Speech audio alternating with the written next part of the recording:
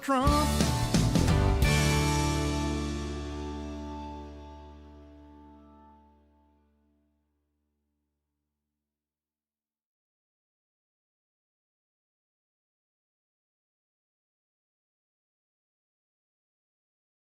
Sheena, and a man who is going to be a great conservative governor for all the people of Missouri.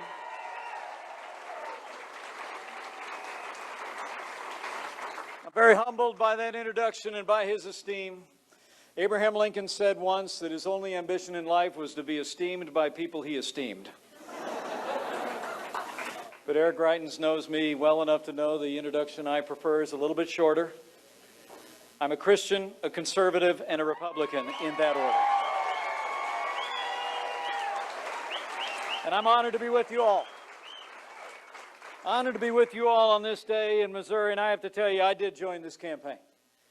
Just less than 2 months ago, a little more than 6 weeks ago, I joined this ticket with my wife at my side. I was deeply humbled to accept my party's nomination, not just to run, but to serve as the next Vice President of the United States of America.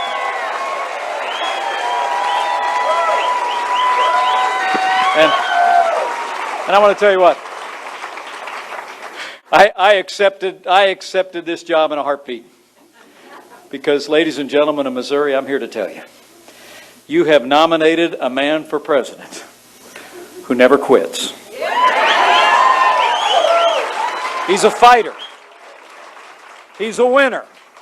And until very recently, it seemed like he was out there fighting all on his own. But now this movement is coming together. Missouri is coming together. America's coming together. And we're going to make Donald Trump the next president of the United States of America.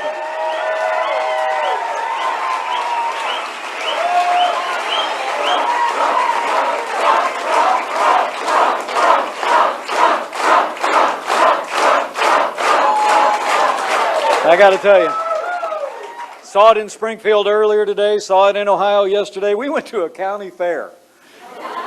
Did you see it on TV? I mean, look, I'm from Indiana. I've been to a lot of county fairs. But we pulled into this county fair. There were more than 50,000 people at the Canfield County Fair because they know we can make America great again. This campaign is gaining momentum every day. We're winning hearts and minds in states all across America. Missouri, we just saw that new poll out, 9 points ahead.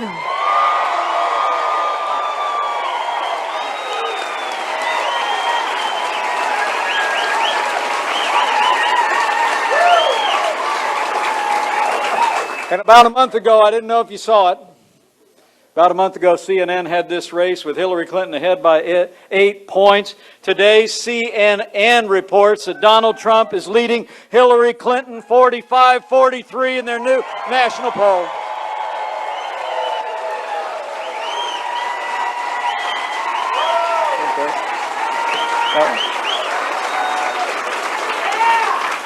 That one had to hurt. You know, people ask me, I mean, really. But people ask me all the time, they say, what is it about Donald Trump? How come he's inspired this incredible movement of Americans? And I simply say, you know, I'm from south of Highway 40 in Indiana. We speak pretty plainly down there. I say, I don't know, Donald Trump just gets it. Am I right? I mean, he's a genuine article.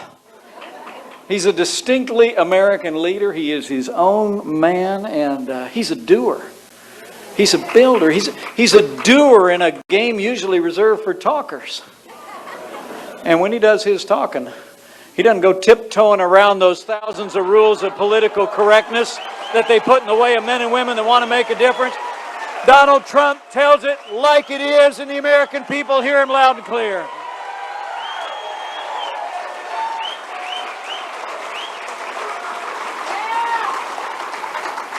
And I got to tell you, it's really kind of fun to watch. I mean, really and truly, you know, the party in power just can't seem to figure out my running mate. And of course, I'm talking about the media.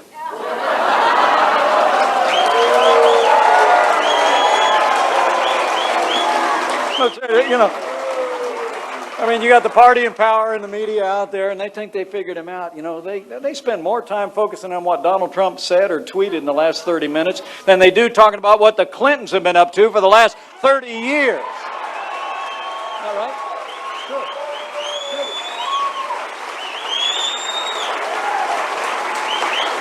But it's kind of fun. You know, I watch these shows. Mrs. Pence and I get off the campaign trail. We get in late at night. You know, we turn the shows on, and they're in there talking. They think they got him this time. They got that word, right?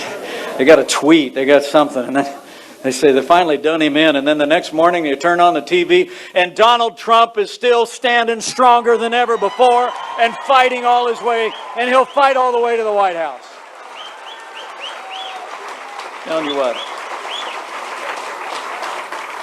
And you know, I can tell you, I've gotten to know this good man. Gotten to know him up close and personal. When the Klieg lights are off and all the cameras are gone. Hey, this is a man who loves his family. He loves this country. And Donald Trump has never forgotten the men and women who built America. People that grow the food, people that work with their hands, who build the roads and bridges, who tend to our sick, who teach our kids. And I'll tell you something, because I see him stop every time he's walking down a back hallway in a kitchen or walking out to an airplane. The man can't walk by a law enforcement officer without stopping him and thanking him. He just can't.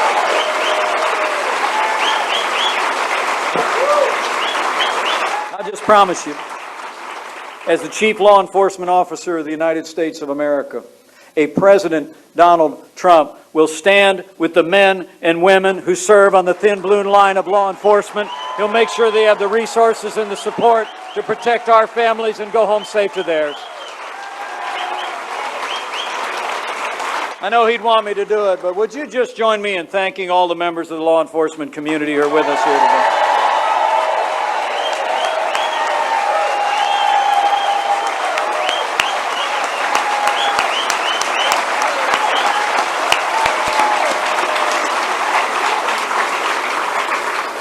You know, it really is amazing. At the very moment when America is crying out for something new and different, the other party is answered with a stale agenda and the most predictable of names. Isn't it amazing? I mean, people in both parties in this country are restless for change. We know things can be better. We know America can be stronger, and yet the other party has literally nominated somebody who represents everything this country's tired of. So let's just decide, can we, right now, here in Missouri, that Hillary Clinton will never be elected president of the United States of America.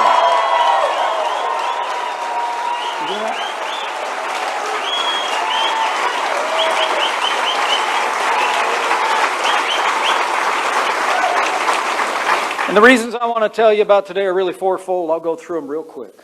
I really will. It's about security. It's about prosperity. It's about our Supreme Court of the United States, and it's about upholding the highest standards of integrity in the highest office in the land. That's what this election is about.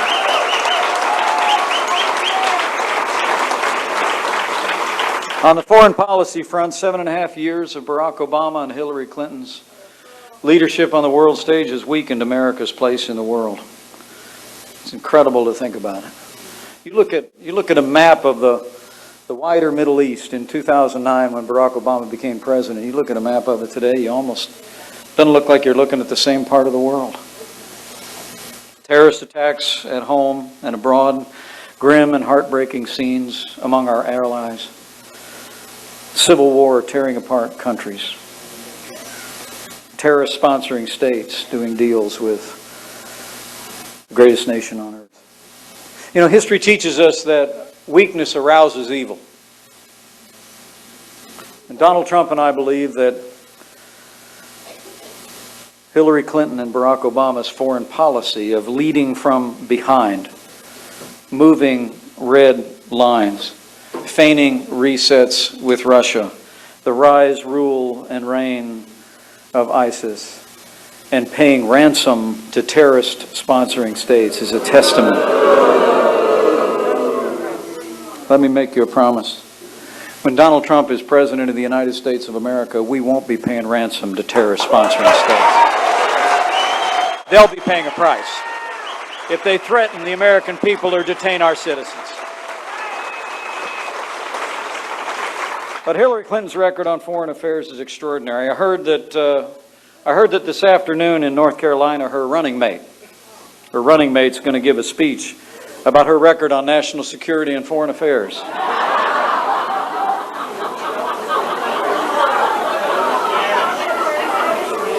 What a coincidence. So am I.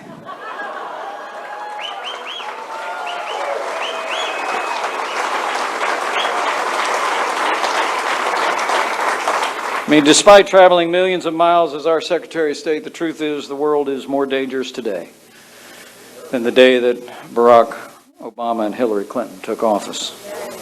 Hillary Clinton's record on foreign affairs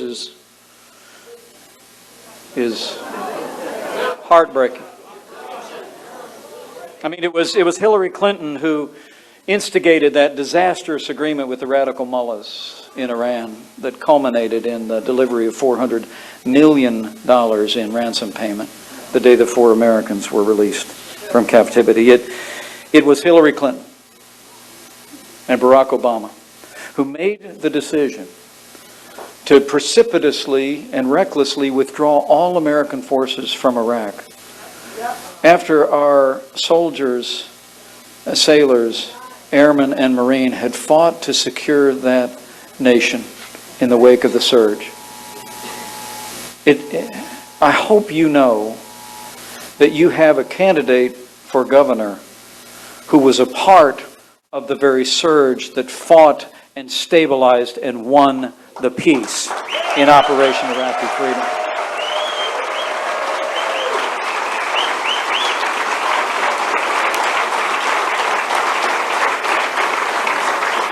But what Navy SEAL Eric Greitens won, what our fellow countrymen won at great cost in a stable and secure Iraq in 2009 was squandered because of Barack Obama and Hillary Clinton. And the vacuum that they created with that precipitous withdrawal really created the environment in which ISIS was able to rise up, as it were, conjured out of the sand to compromise vast areas that had been won by the American soldier. And while we're talking about her record, it was Hillary Clinton. It was Hillary Clinton's State Department and Hillary Clinton that left Americans in harm's way in Benghazi. And after four Americans fell, and controversy arose over the original story about it was about a video, and eventually they conceded it was a straight-up terrorist attack. She actually said before the United States Senate about that controversy, quote, "And of those fallen Americans, quote, what difference at this point does it make?"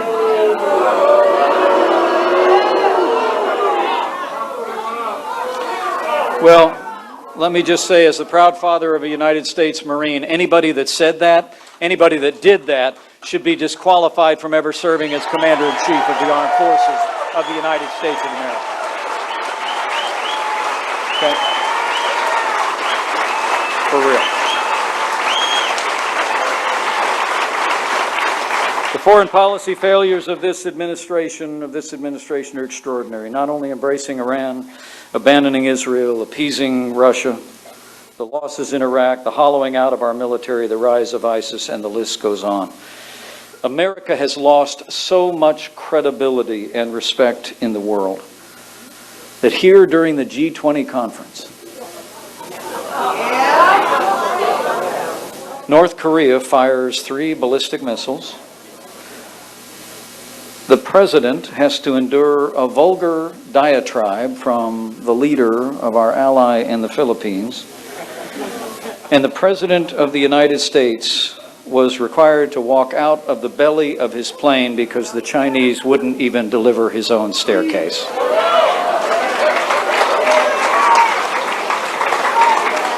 You know, last week, Hillary Clinton's running mate called Donald Trump's meeting with the president of Mexico, which was universally praised.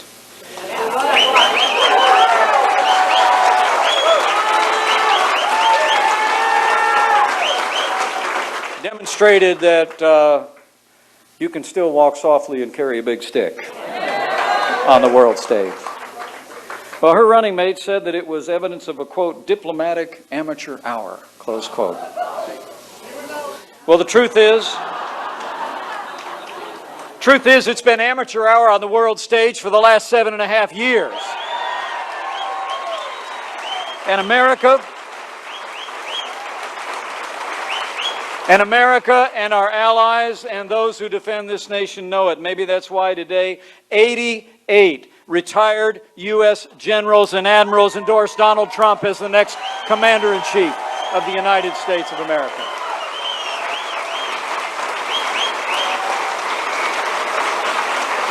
They know what the American people know.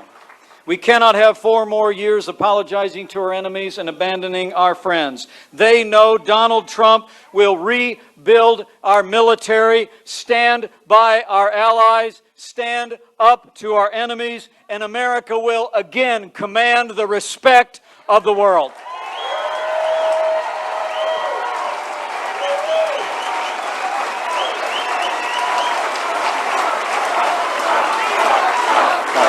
Right.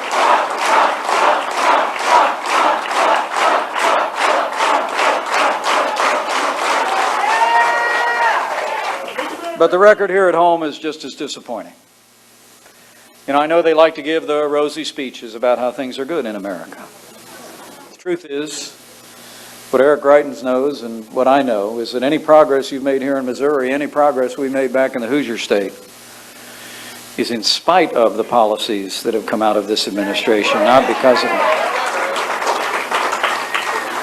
Men and women of Missouri, we're in the midst of the weakest economic recovery since the Great Depression. We have today, the day after Labor Day, a day when we celebrate the working men and women of this country. We have the lowest labor participation rate since the 1970s. Don't be deceived by the low unemployment rate across this country. There are millions and millions of Americans who are not counted in that rate because there are millions of men and women who are simply not looking for work anymore.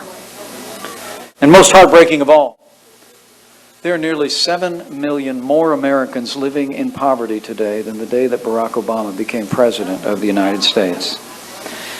Hillary Clinton's plan is more of the same. I mean, I watched her speech at her convention. I watched most of it.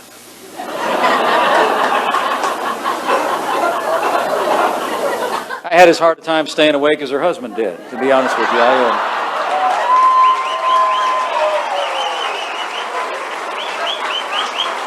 Sure.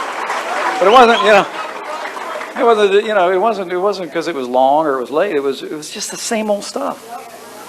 I mean, it was more taxes, more regulation, more Obamacare, more of the war on energy that's been stifling jobs here in Missouri and all across America. $1 trillion in new spending, $1 trillion in tax increases. It truly is extraordinary when you think about it. Now, they tell us this economy is the best that we can do. But you know what? What Donald Trump and I know, it's nowhere near the best that we can do.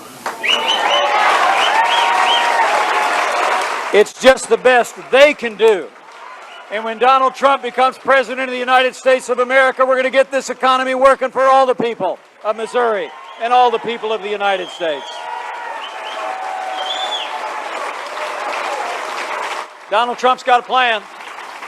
Donald Trump's got a plan to get this economy moving based on the time-honored principles that have worked every time they're tried. And one of the reasons I love coming to Missouri is you've got such a great tradition of conservatives here. I've already mentioned Eric Greitens, but let me thank Jay Ashcroft for stepping forward to serve as Secretary of State. I'm so grateful to you, Jay. You got Congressman Jason Smith, who's here, and all these great conservatives. You know, I always like to say that conservative ideas work every time you try them. And Donald Trump's ready to try them again in Washington, D.C. All right? And I served in Washington, D.C. for 12 years. Sometimes I tell people if I only had 12 years left to live, I'd want to live it as a member of Congress, because that was the longest 12 years of my life. I mean, you got great Republican majorities in the House and in the Senate, and you got to reelect those good people. You got to reelect Senator Roy Blunt from this great state of Missouri. But what we need is a president. What we need is a president who's working with all those great conservatives in Congress and moving forward an agenda that'll jumpstart this economy, and Donald Trump has got it. I hope you had a chance to check out that speech at the Detroit Economics Club. If you didn't, check it out. Donald Trump and I have a plan, very, very simple. We're going to streamline taxes for everybody. We're going to streamline deductions, and we're going to cut marginal tax rates across the board for working families, small businesses, and family farms. We're going to lower business taxes. We're going to lower business taxes in America so that American businesses can compete with businesses around the world and keep jobs here in Missouri. We're going to end death taxes once and for all. Death will no longer be a taxable event. And on the first day, we're going to recognize that regulation is a form of taxation, and Donald Trump's going to sign, like we did back in the Hoosier State, like Eric Greitens going to do here in Missouri, day one of a Trump administration, we're going to sign a suspension of all new federal regulation, and we're going to repeal every Obama executive order that's stifling jobs in this economy. Every single one. Every single one.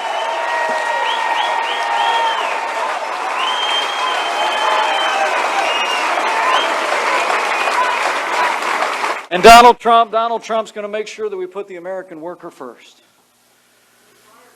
We're going to roll our sleeves up.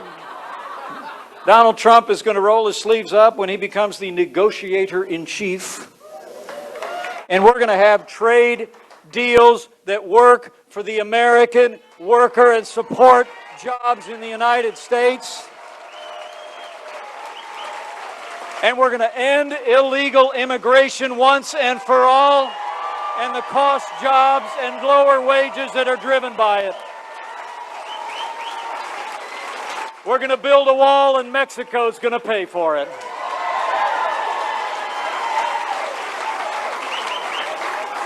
And lastly, because Donald Trump and I believe the blessings of this nation are found in the hearts of our people, their faith and their character and our freedom, but that they're also found in our vast natural resources. On day one of the Trump administration, we're going to end the war on coal once and for all. We're going to develop all the resources of this nation and call forth its power and support jobs in America. Now honestly, there's a lot of economists out there that are pretty excited about that. They look at that Trump agenda and it sounds reminiscent of what worked back in the 1980s. Right? In fact, I want to tell you something. I'm going to be at the Reagan Presidential Library on Thursday this week.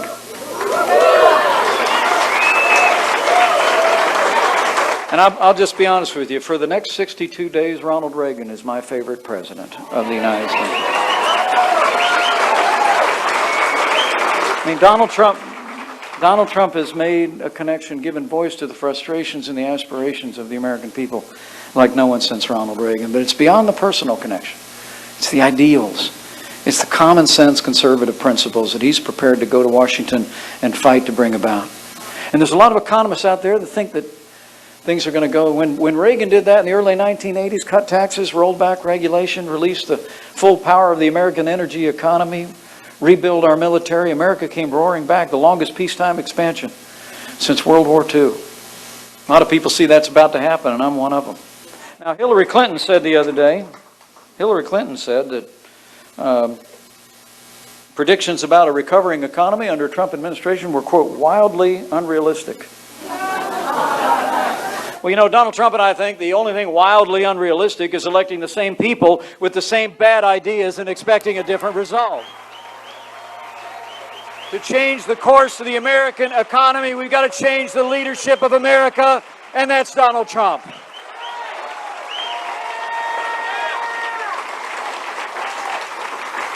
Now, as this election approaches, there's two other things I want to mention to you before I go.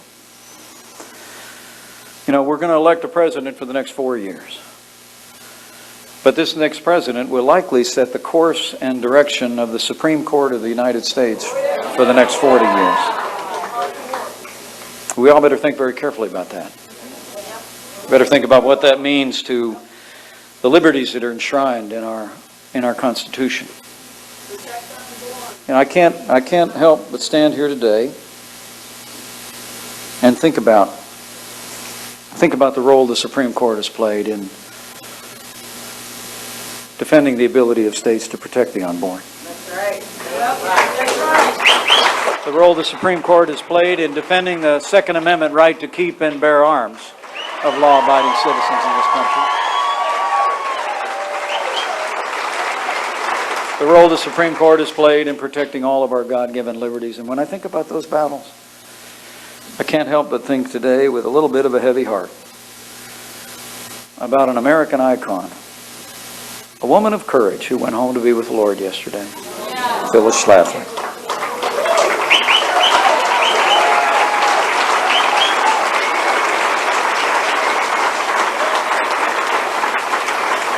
I had the chance to call Phyllis Schlafly a friend. I knew St. Louis is home. I can tell you that. I can tell you.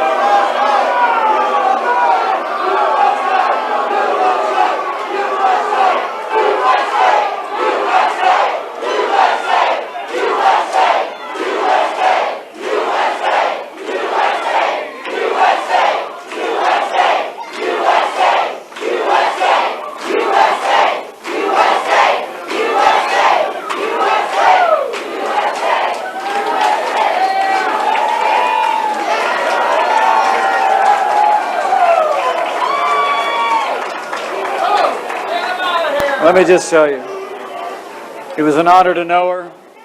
Phyllis Schlafly was the first lady of the conservative movement. She was the real spirit of St. Louis, and we will never forget her courage, her conviction, or the difference she made in America. Promise.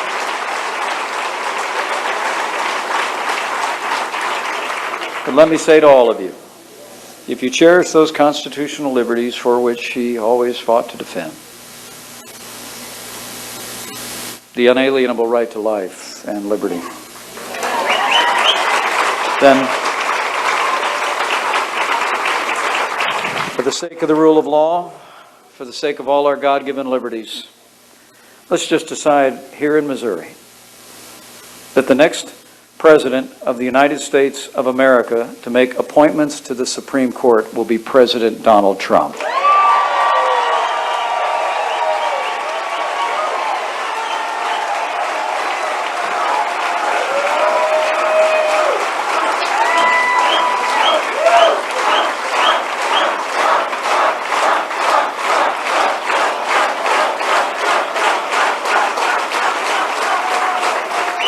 So it's about security.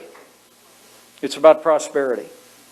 It's about the Supreme Court of the United States of America and Donald Trump's vision to make America great again in every one of those categories, and make America strong at home and abroad, and to stand firmly without apology on our Constitution. But there's one other issue. And it's the one, frankly, that has just been hard to keep up with. I mean, just a couple weeks ago, after all kinds of denials, new emails came to light. New emails came to light that seemed to provide the first direct evidence that while she was Secretary of State of the United States of America, our chief diplomat, and the number 3 constitutional officer in the country, the Clinton Foundation was accepting millions of dollars from foreign donors who were then given access and appointments with the Secretary of State and who knows what else. Men and women, it really is about maintaining, we have to ensure that we maintain the highest standards of integrity in the highest office in the land. And frankly, we just in the last few days learned that the FBI found 15,000 more emails that Hillary Clinton didn't turn over. Thanks to Judicial Watch, there's 725 pages of new State Department documents. Give credit to the Associated Press. They actually found that 85 of 154 meetings given to contributors. I don't know about the rest of you, but I'm experiencing what I call Clinton corruption fatigue.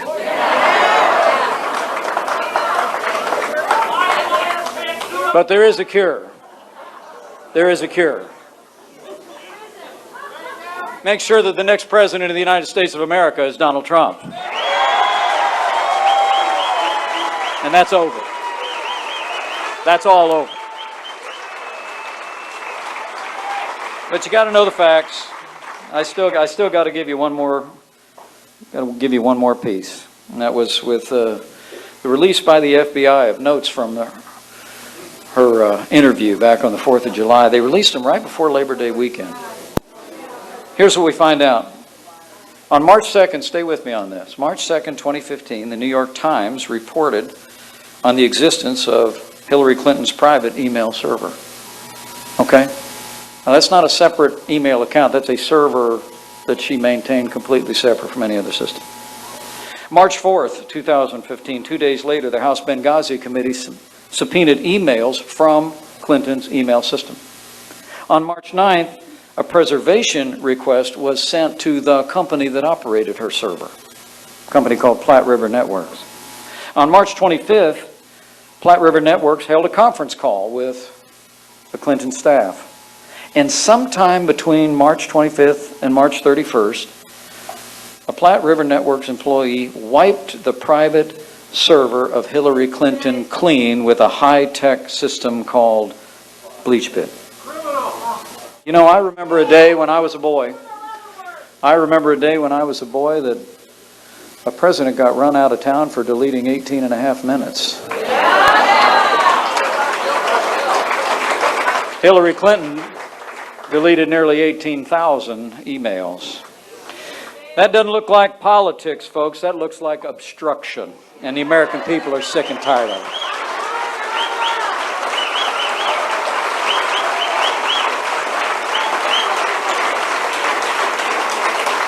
We must have the highest standards of integrity in the highest office in the land. Let me make you a promise. When Donald Trump becomes president of the United States of America, the days of the rigged system for the favored few will come to an end. He will uphold the highest standards of integrity in the highest office in the land, and his only special interest will be you, the American people, and he'll fight for you every single day.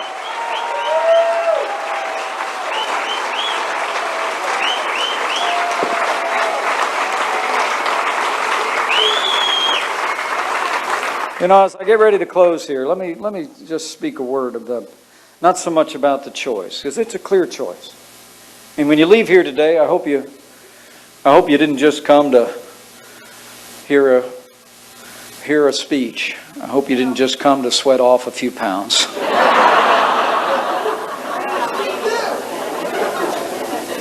I hope you came here to leave with a burden on your heart. To tell somebody. I hope you leave here today and lay out for people that this is a choice in this election. And the choice could not be more clear. It's a choice between security and prosperity that is built on traditional sources of American strength. It's a choice between philosophies of government founded on the Constitution or one that essentially legislates from the bench, and it's about those high standards in public life and being held up to those high standards. But I hope when you leave here and you talk to your neighbors and friends, I hope you also tell them that in Donald Trump and his running mate, there are two people.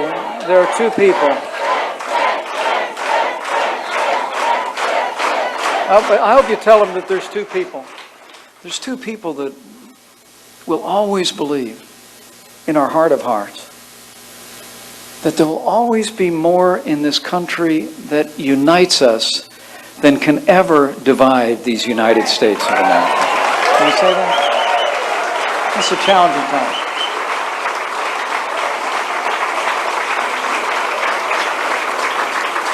I don't need to tell you here in the greater St. Louis area about the challenging times in which we live.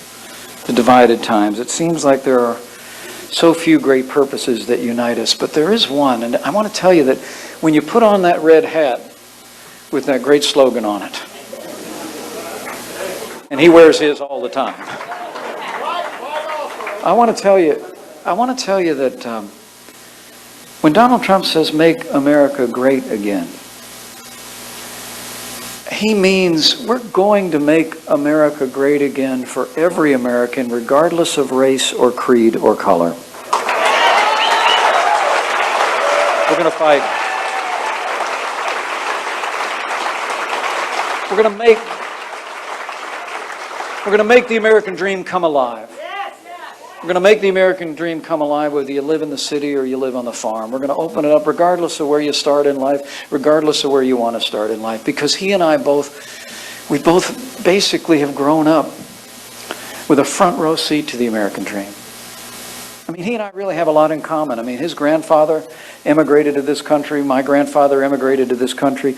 His father was a self-made man who built a business. My father married that immigrant's daughter, took her down to a cornfield in southern Indiana, ran a gas station business. I mean, Donald Trump built on what the kid from Queens decided to go to Manhattan Island and build an extraordinary business on what he'd been handed, and I followed a career into public service. I mean, truthfully, other than a whole bunch of zeros, he and I really have a lot in common.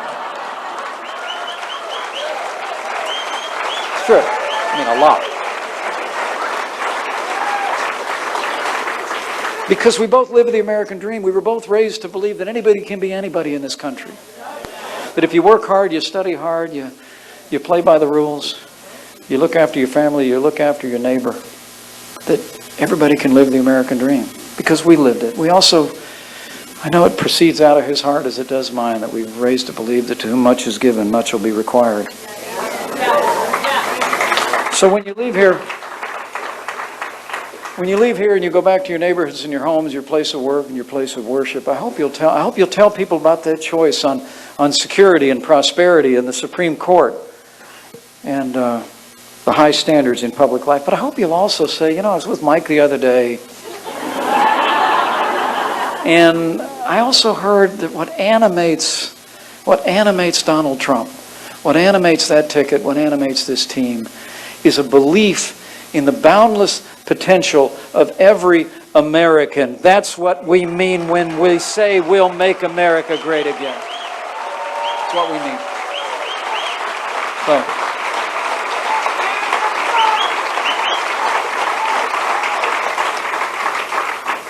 So let me just close with this last word of admonition. Ladies and gentlemen, Missouri, we have a choice to make. And Missouri will loom large in the nation's destiny, as it invariably always does. This is a state of strong people with strong opinions. And I know, because I'm from one too.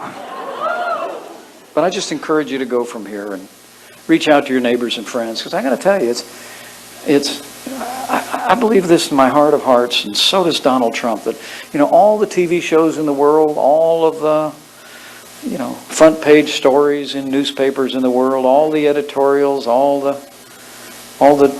websites and pages don't matter one fraction of the credibility that you have with a neighbor and a friend or a coworker who knows you and respects you. So I want you to leave here and tell somebody that Donald Trump has got to be the next president of the United States. Just go do that. Will you?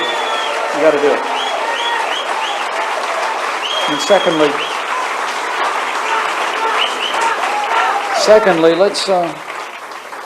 let's go with faith. Let's be happy warriors. And if you're inclined as Mrs. Pence and I are, and as Eric Greitens is, and I didn't mention her before, but can you thank Catherine Hanaway for being a great public servant and a great friend? Thank you for your support.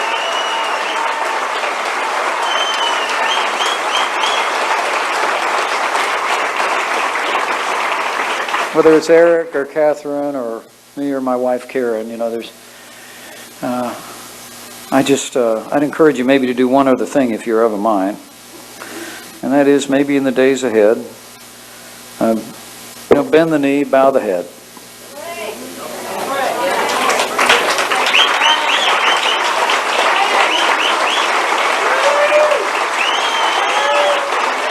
But On this one, I'm really not asking you to pray for any particular candidate or cause or party or otherwise. Just pray for America, because I truly believe in these challenging times, what was true millennia ago is still true today, that if His people who are called by His name will humble themselves and pray, He'll hear again from heaven and He will heal our land.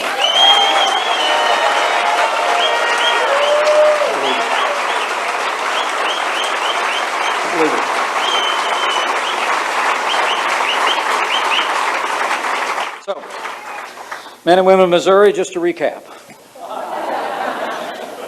We've come to another time for choosing. So here it is.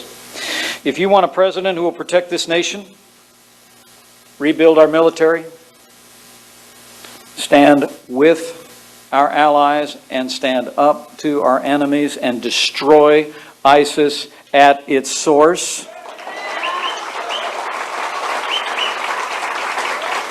if you want a president who will restore law and order to the cities and towns of this nation and support law enforcement with the resources that they deserve,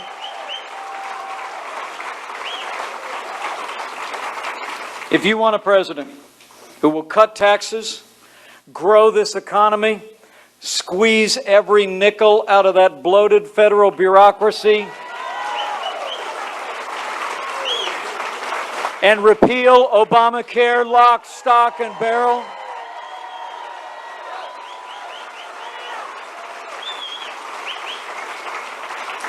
if you want a president who will build a wall, enforce our laws for the citizens of this country and for the people that are here legally and working in this country,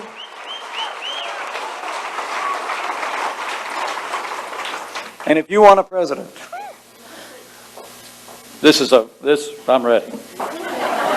If you want a president who will upend the status quo in Washington, D.C.,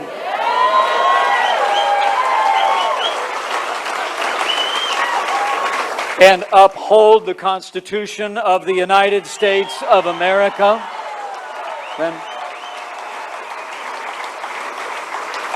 ladies and gentlemen of Missouri, let me tell you, you have but one choice. You got to tell your neighbors and friends that. You have but one choice, and I'm here to tell you, that man's ready. Yes. This team is ready. Yes. This movement is ready. Yes. Let's go make sure that Missouri is ready, and we will elect Donald Trump as the 45th President of the United States of America, and we will make America great again.